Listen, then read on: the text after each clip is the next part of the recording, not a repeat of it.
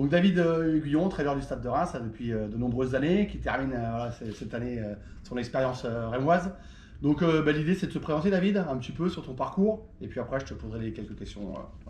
Oui, donc un parcours assez riche dans le football quand même depuis pratiquement 35 ans, de par déjà dans un premier temps une carrière de joueur professionnel, et puis ensuite je me suis orienté vers la carrière de formateur, de directeur de centre de formation, et puis ensuite avec celle d'entraîneur d'équipe professionnelle.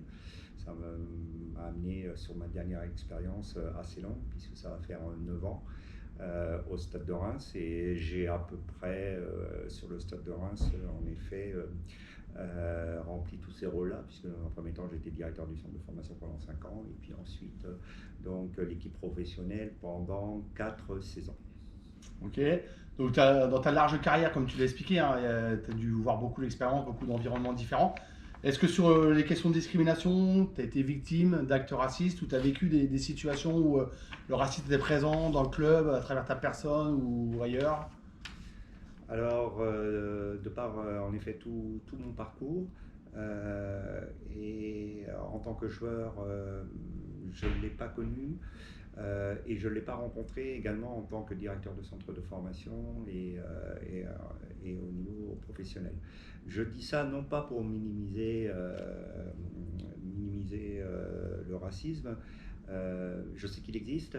Je sais qu'il peut en avoir également dans le football, dans le sport et dans le football aussi.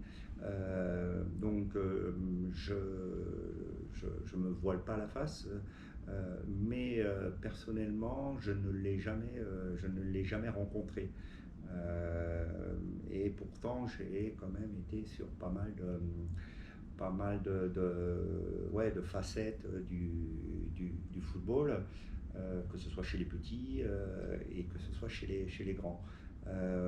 Au contraire, j'ai l'impression que le sport, le football, est vraiment,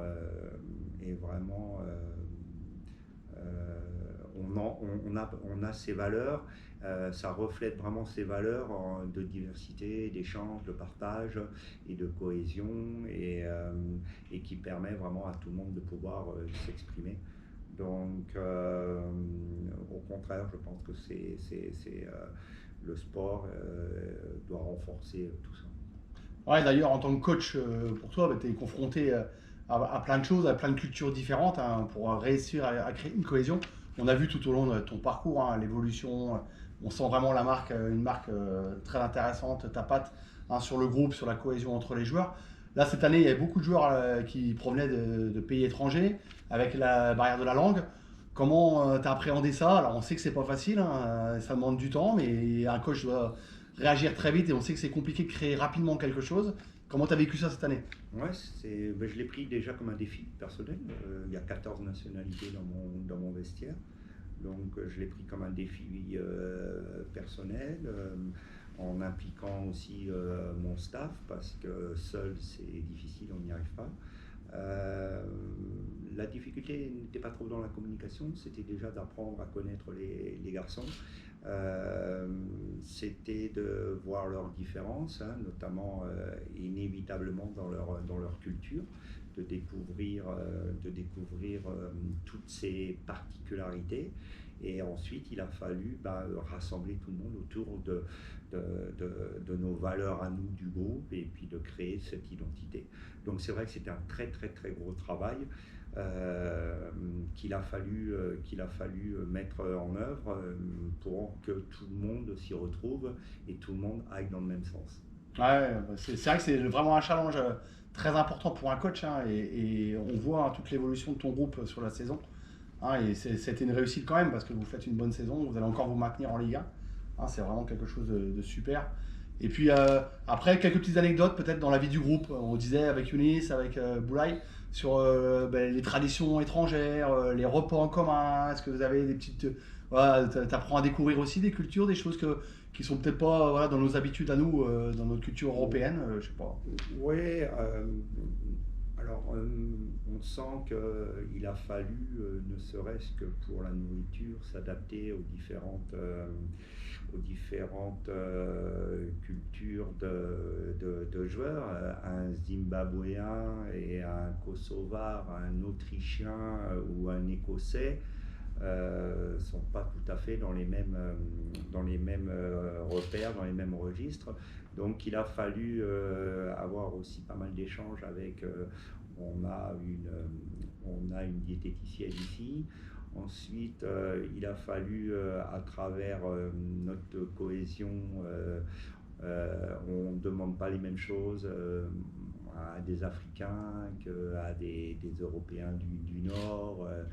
Donc voilà, beaucoup d'échanges, de l'adaptation, et évidemment. Mais il y a des choses sur lesquelles aussi on est intransigeant et sur lesquelles on ne négocie pas. Là, peu importe le pays et les origines.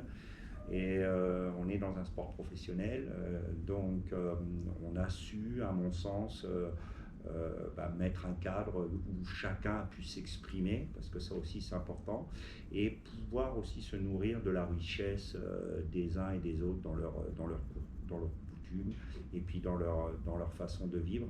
C'est assez intéressant. Et puis de découvrir le partenaire et sa richesse, ça peut aussi soi-même permettre d'avancer, de progresser, de s'épanouir. Ah ouais, mais la diversité, voilà, c'est aussi ce charme-là, le vivre ensemble, apprendre des autres, apprendre à se connaître, apprendre de l'inconnu. Et c'est vrai que c'est une richesse, on est tous à dire que c'est une richesse. Après, on voit quand même des phénomènes avec les supporters, notamment dans les stades, où il y a des situations virulentes, agressives parfois, de racisme, mais qui s'opposent, et on disait avec Younis et Boulaye, sur le paradoxe où dans les équipes, on a l'impression que tout le monde essaye vraiment de vivre ensemble, de s'appréhender, de vivre, alors qu'à l'extérieur, la société est plutôt parfois très virulente sur ces questions de racisme, de discrimination, quoi. Oui, et puis il y a ce phénomène de loupe avec le sport professionnel, où on l'a bien vu à travers quelques échanges, notamment oui, avec les supporters, mais on a vu cette année à travers le corps arbitral. Et on a vu par contre des décisions, des prises de position beaucoup plus fortes qu'il y a quelque temps.